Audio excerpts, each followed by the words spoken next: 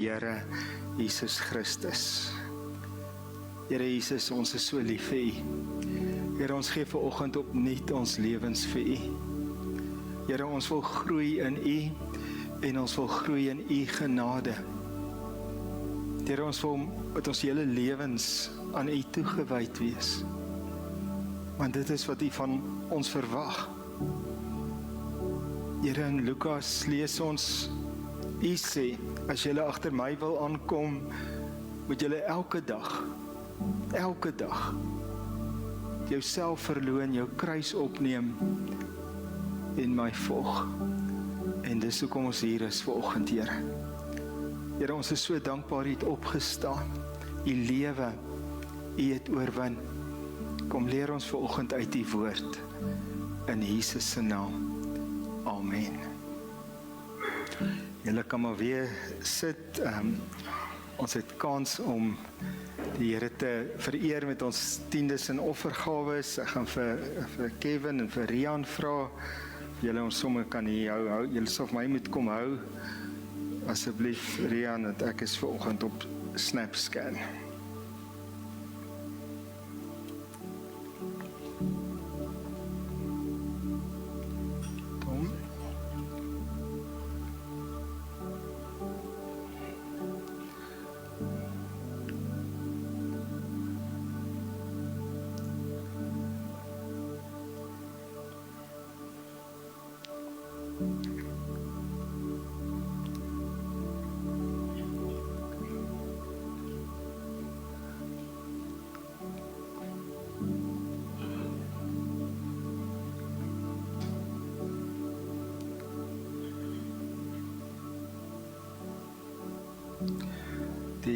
Al ons tieners, JYs, Junior Youth, julle kom direk na die diens in die kantoortjie by mekaar. Kan julle net herinner, al ons tieners. So as jy dalk 'n tienerkuier vanoggend gaan na die kantoortjie toe direk na die diens, dan gaan jy sommer 'n hele klomp ander tieners ontmoet. Nou, ons kan nou eers 'n skyfie opgooi. Nou, vanoggend, die tema van vanoggend se boodskap is Jesus en Sokrates sterf. Nou, ek weet dat wat deur party van julle koppe gaan, dit waarvoor ons bang was, het gebeur. Wynand het so 'n bietjie kop verloor. Maar ek gaan vir julle wys, is nie regtig so, en ek gaan begin met 'n storie.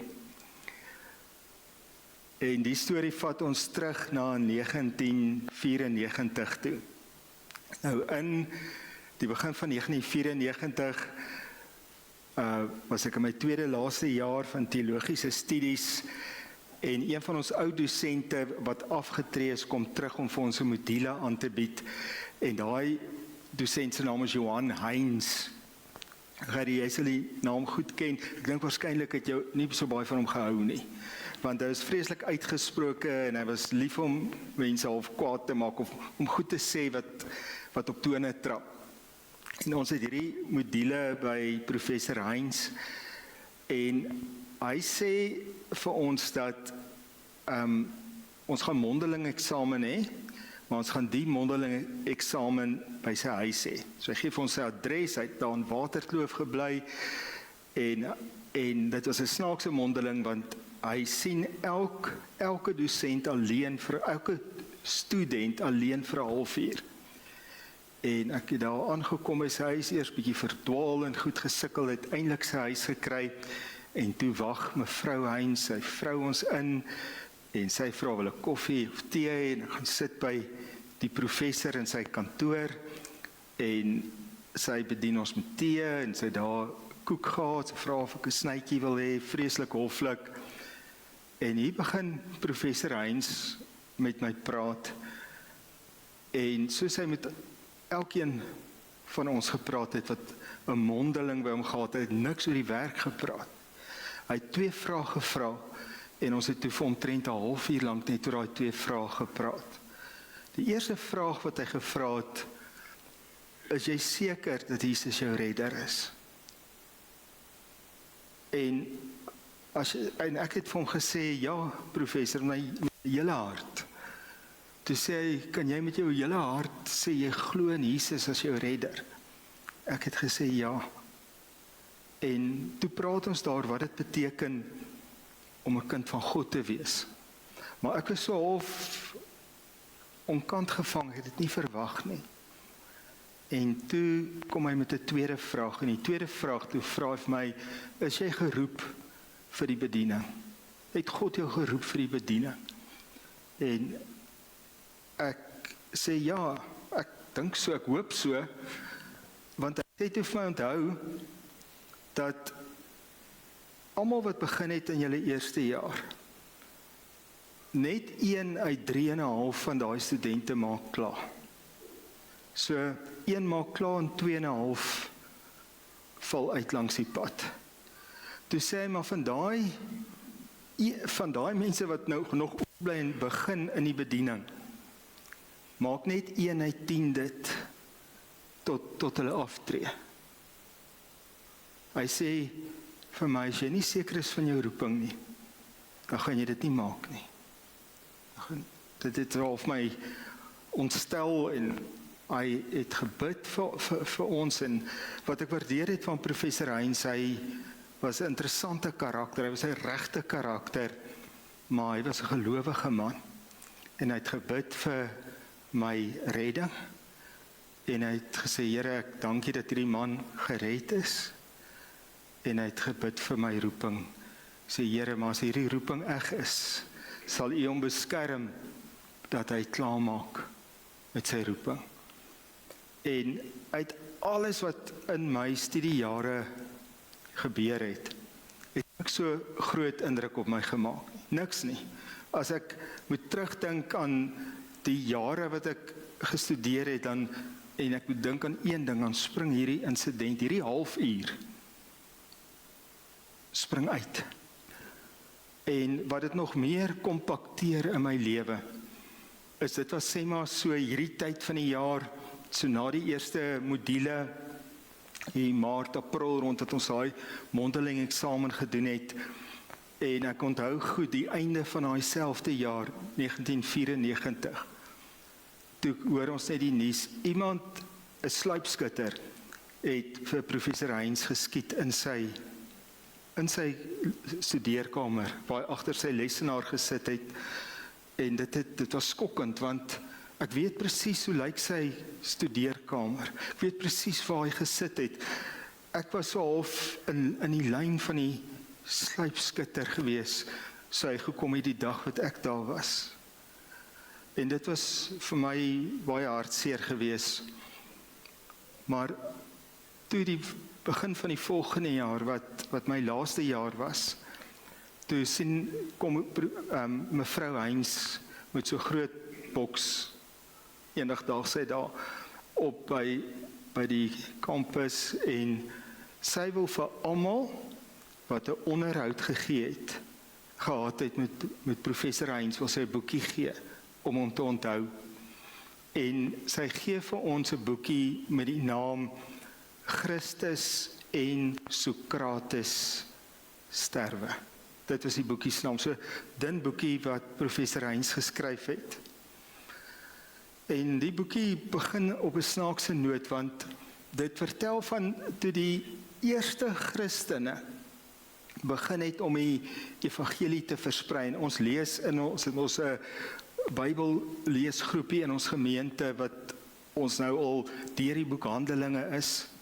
Maar toe die sendelinge in Griekeland kom, en in Italië kom, daar waar die Griekse denke geheers het, toe was hulle gekonfronteer met die volgelinge van Sokrates. Nou in die prentjie, dis so min of meer Sokrates, daai ou met die vinger in die lug, toe al 'n ou man was, en die jong man wat daar by hom sit, en dit is 'n beker, daar hy moes 'n beker gif drink, is sy volgeling wat geniaal was, 'n man met die naam Plato. As ek kyk hoe spel hulle dit hier by die koffieshop, net hier om die hoek.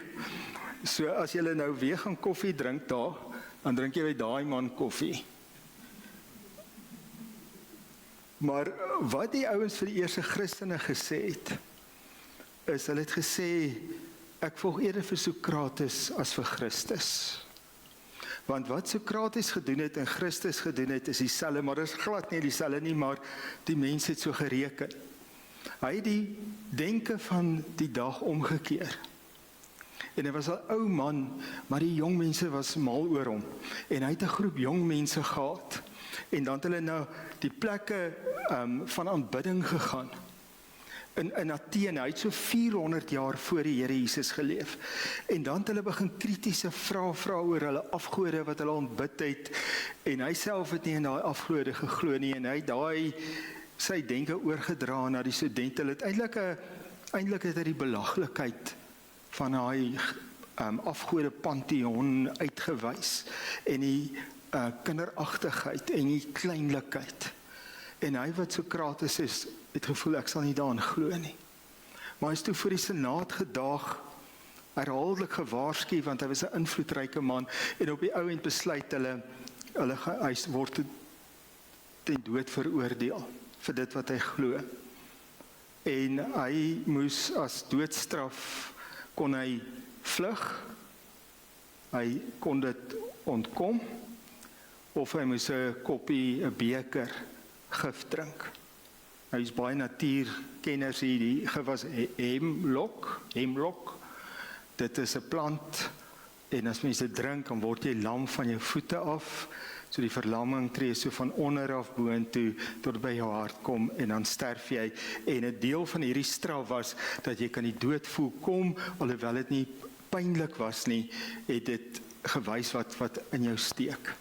Nou, hoe Sokrates sy dood tegemoet gegaan het, is hy het homself eers gaan was, sodat as hy dood is, hy sommer klaar reg was vir die graf, en toe het hy sy naaste en geliefde volgelinge om hom gehad, nou onder andere Plato, en hy het die gif gedrink, en terwyl hy gevoel het, hy sterf, het hy kalm met hulle gepraat oor is daar lewe na die dood, wat nou gebeur, het jou aardse lewe sin, en sulke tipe goed, en hy is dood, en hy is begrawe, hy het verskriklik statig die ewigheid ingegaan.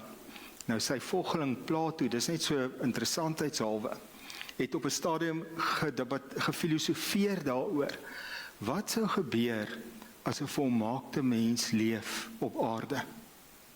En hy het gesê, die wêreld is so korrup, die regeerders van die wêreld is so korrup, dat sou 'n volmaakte mens leef, sou hulle hom bespot en hy sou hom doodmaak, net omdat hy nie kan inpas met die korruptheid van hierdie wêreld nie. 400 jaar voor Jesus gekom het Plato eintlik presies gesê wat sou gebeur met die Here Jesus. Nou toe die sendelinge in Griekeland kom, eerste Christen sendelinge, het hulle hierdie volgelinge van Sokrates gekry, en toe die mense getuig van Jesus, het hulle gesê, maar hoekom sou ons in hom glo? Ons glo eerder in hierdie man en wat hy vir ons geleer het. Nou kom ons kyk hoe Jesus gesterf het. In Matteus 26 vers 38 lees ons. Hy sê toe vir hulle, ek is benou tot sterwens toe. Bly julle hier en waak saam met my. So Jesus was so benoud gewees.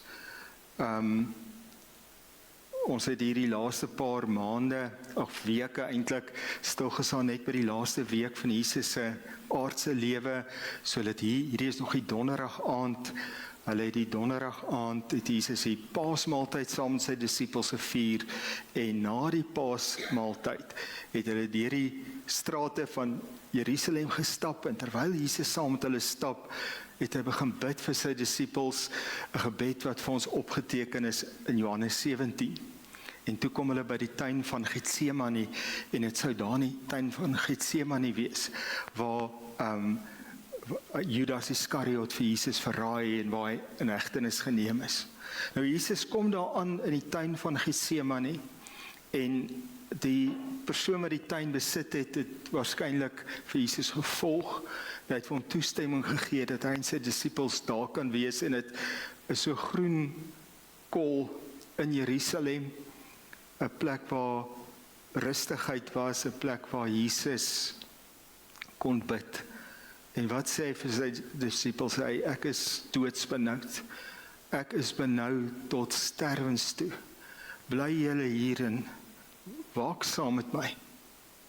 En dan leer ons die disippels kon nie saam met hom waak nie, hulle was te moeg, hulle het aan die slaap geraak, 3 keer aan die slaap geraak, terwyl Jesus gevra het, waak saam met my. Nou, toe die disippels getuig van Jesus, sy volgeling getuig van hom in Griekeland, toe sê hulle maar, julle Here was benoud. Sokrates was kalm, het tot sy dood net rustig gefilosofeer en gepraat. Dan lees ons in Matteus 26 vers 39, weer van Jesus, hy het toe eentjie verder neergeval en met sy gesig plat teen die grond gebid. Nou daai stukkie, hy het eentjie verder neergeval en met sy gesig plat in die grond gebid, kan mens ook vertaal met hy het plat op sy gesig geval. So Jesus sê, ek is benoud, en hy is so benoud dat hy neerval op sy gesig. En nou bid hy, uit eerste disippels gevra, waak saam met my. Nou praat hy met sy Vader, nou sê hy, o my Vader, as dit moontlik is, neem tog hierdie lydensbeker van my weg. Doen nogtans nie soos ek wil nie, maar soos U wil.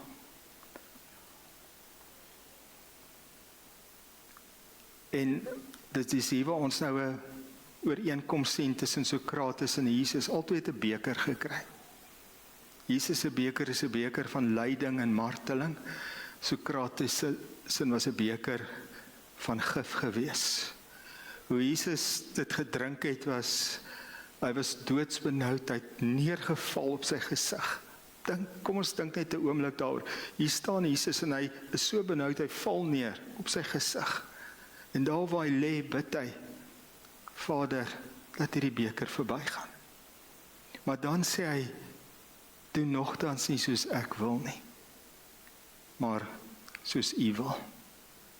En toe sterf Christus, en Sokrates het ook gesterf.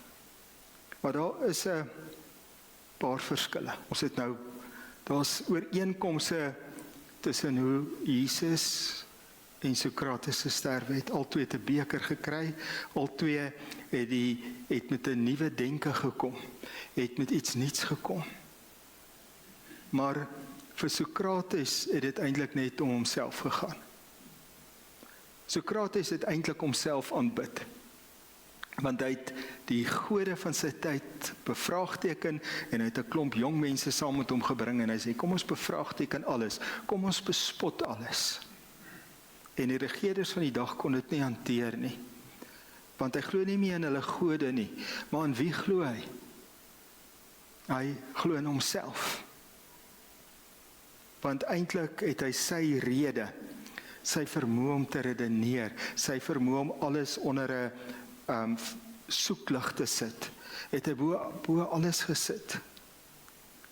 Maar vir Jesus gaan dit nie om homself nie.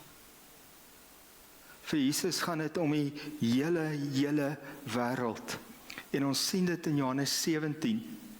Daar waar hy klaar die laaste maaltyd geëet het, en hy loop uit, en hy begin bid, en hy sê, Vader, ek bid vir die wat in my glo. Maar nie net hierdie klomp wat nou klaar in my glo nie, maar ook vir hulle wat nog in my sal glo. So op daai oomblik, wat Jesus op pad is om in hegtenis geneem te word, bid hy vir my, bid hy vir elkeen van ons. Want dit het nie vir Jesus gegaan om homself nie.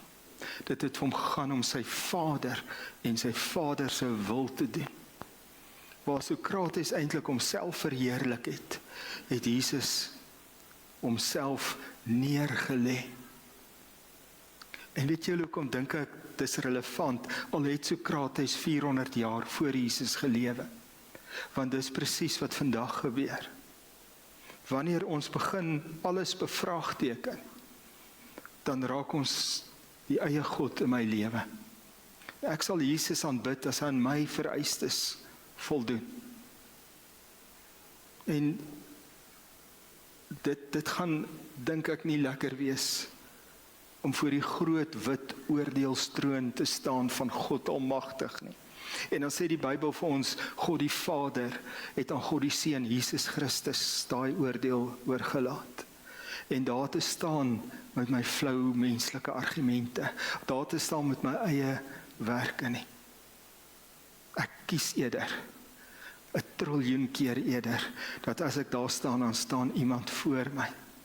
En daai iemand is Jesus Christus. Maar waar Sokrates logiese denke, alles moes sin maak, sê Jesus, glo in my. Glo in my. Nou daar's baie dinge wat ons kan uitredeneer met ons verstand wanneer ons glo. Maar daar kom 'n punt wat ek sê, Here, ek glo nog steeds. Here, ek glo al verstaan ek nie alles nie. So daar's 'n reuse verskil tussen Sokrates en Jesus. Behalwe nou ook dat Jesus op die wreedste manier denkbaar gemartel is, was Sokrates se dood redelik maklik en redelik pynloos. Vir Sokrates gaan dit om te verstaan, vir Jesus gaan dit om geloof. Here, ek sit my geloof in U, ek glo in U. En die Bybel beskryf dit op verskillende maniere. Een van die beste maniere hoe die Bybel geloof in Jesus beskryf is in Johannes Evangelie hoofstuk 1 vers 12 waar staan: almal wat in hom glo, die wat hom aangeneem het, kan ons bysit as Here, het God die reg gegee om kinders van God te word. So om in Jesus te glo is om hom aan te neem as verlosser, maar ook as Here. En vir daai mense het God die reg gegee om kinders van God te wees. So wie verdien my redding? Jesus. Hoe kry ek daai redding? Deur te glo in Jesus. Ek glo in hom as verlosser aan die kruis, maar glo ook in hom as Here, die een wat opgestaan het, die een wat die besluite neem in my lewe. Sokrates was self gesentreerd. Jesus was leeg van homself. Hy het gekom om te dien. En dis wat die Here ook van ons verwag. Dan sien ons kom die apostel Paulus later en hy probeer in 1 Korintiërs saamvat wat ons glo. Nou kyk wat skryf hy. Hy sê die kern van die boodskap wat ek destyds aan julle deurgegee het en wat ek weer van hulle voor my ontvang het, was dat Christus soos in die skrif staan vir ons sondes gesterf het. So nou kom Paulus, hy sê, ek wil vir julle die kern leer van ons geloof. En die eerste ding wat ons moet weet is, Christus het in my plek, in ons plek, aan die kruis gesterf. En dan sê hy verder in vers 4, ook dat hy begrawe is, en God hom op die 3de dag opgewek het. Soos in die skrif staan, kan julle sien, daar kom nou skielik 'n ander prentjie by. So wat is die kern van ons geloof? Christus het vir my gesterf, wat ons donderdag aand gevier het, toe ons die nagmaal gevier het, soos Jesus het ingestel het met sy disippels. Maar ook vanoggend, dat ons Here het opgestaan. Die graf is leeg. Nou kom ek vra, wie weet van filosofie of iets af, wie weet waar Sokrates nou, sy aardse oorblyfsel, nog in die graf waar hy begrawe is.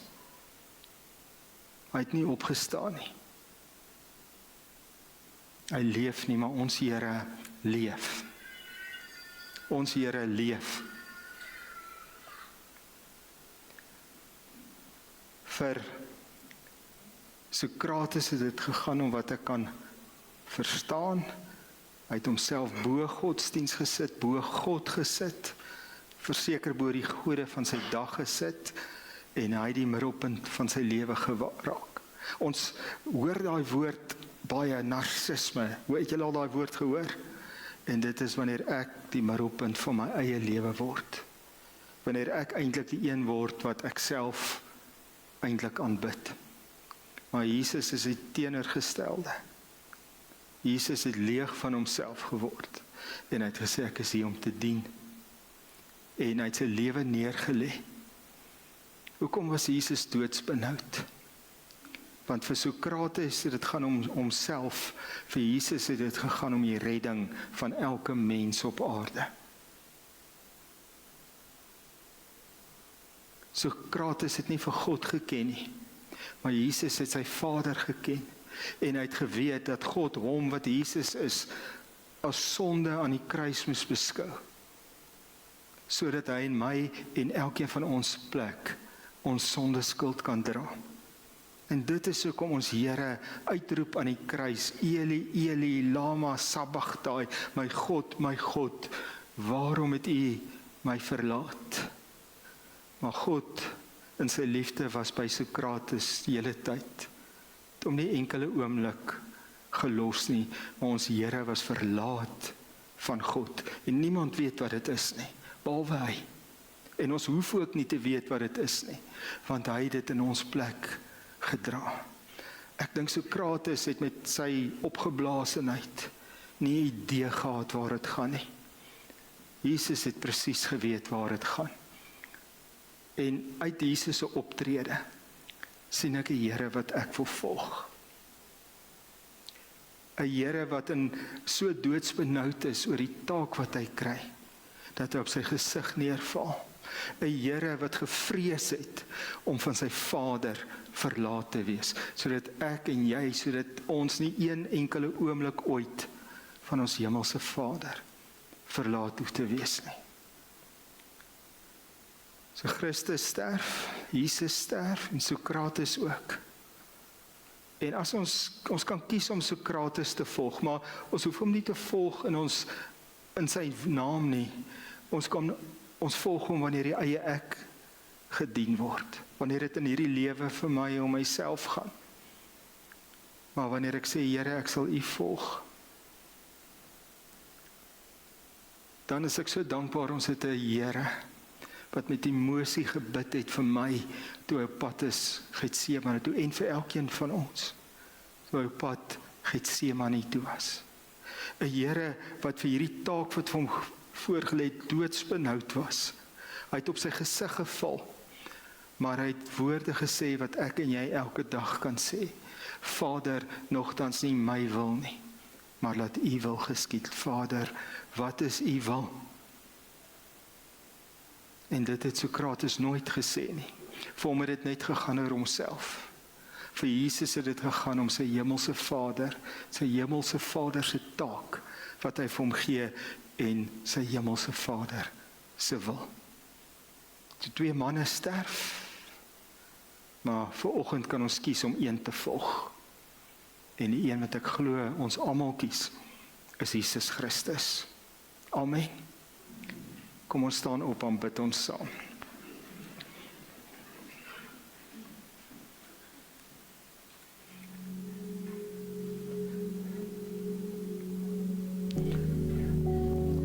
Ons Here, dankie vir die fees vanoggend. Ons kan nie net bly by U wat gesterf het nie. Ons moet uitkom by U wat opgestaan het. 1 Korintiërs 15 vers 3 en 4 is die 2 vir Paulus ewe belangrik. Die belangrikste is, hy het vir ons sondes gesterf, maar ook hy het opgestaan uit die dood uit. Here, as ons hierdie naweek dink wat U gedoen het, waardeur U was, al die lyding, al die pyn, en so groot deel weet ons nie eers van nie, verstaan ons nie, kan ons net vanoggend sê dankie. Kan ons sê vanoggend sê, Here, wat 'n eer om U te kan volg, Jesus. Ek wil vra vanoggend dat elkeen van ons nou net stil sal wees voor die Here en jou eie verhouding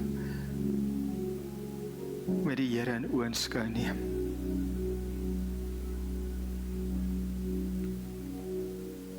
Dalk moet jy vanoggend vir die Here sê, Here, ek bely al my sonde voor U en ek neem U aan as my redder en my Here, want ek besef sonder U is ek 'n sondaar wat vir ewig verlore is, so Sokrates. En dit wil ek nie wees nie. Daarom in geloof neem ek U aan, as my redder, maar ook as my Here. Dalk vanoggend moet jy iets bely voor die Here. Elke Christen moet bely. Dit lees ons in 1 Johannes 1, waar in vers 9 staan, as ons sondes bely, dan is hy getrou en regverdig, dan sal hy ons vergewe en reinig van alle ongeregtigheid. Dalk moet jy voor die lewende God vanoggend iets bely. Bely dit nou. As ons terugdink aan ons Here, waar hy aan die kruis gehang het, en sê hierdie woorde, Vader, vergewe hulle weet nie wat ons doen nie. As ons lees in Handelinge, en ons lees van die eerste Christen martelaar Stefanus, dan terwyl hy met klippe gestenig word, dan roep hy uit, Vader, vergewe hulle, Here Jesus. Dalk moet ons vergewe vanoggend voor die Here. Here, ek vergewe. En dan noem die persone, of die instansies, of wat ook al. Sê ek vergewe, en noem dit.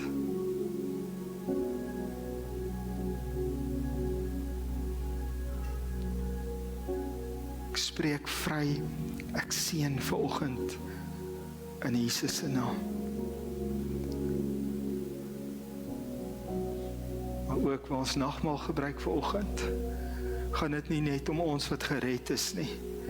Dit gaan ook dat die Here vir elkeen van ons 'n taak het, elkeen van ons 'n plan met ons lewens het, vir elkeen van ons 'n werk het om vir hom te doen. Want daai werk sal wees in diensbaarheid, soos ons Here. Maar ons net nou nagmaal gebruik, as jy saam gebruik, soos jy die tekens van die nagmaal gebruik, sê vir die Here, Here, ek word een, ek vereenselwig my met U dood, maar ook met U opstanding, ook met die nuwe lewe wat U vir ons gee deur die Heilige Gees. Maar Here, ek lê my lewe neer voor U. Here, nie my wil nie, maar U wil. Nie soos ek wil nie, soos U wil. Wat wil U hê, moet ek vir U doen? Mag die Here elkeen van ons vul deur sy Gees. Mag ons lei om soos Jesus te wees. Bid dit vanoggend in Jesus se naam.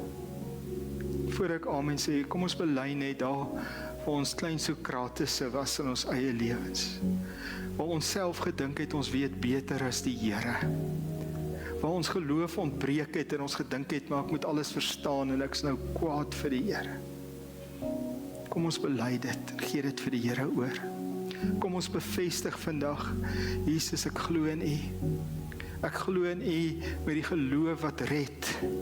Ek glo in U as my verlosser wat Goeie Vrydag aan die kruis gesterf het. Maar ek glo ook in U as my Here, die een wat opgestaan het, die Here wat leef en die Here wat by my is en deur die Gees my lei om sy wil te doen.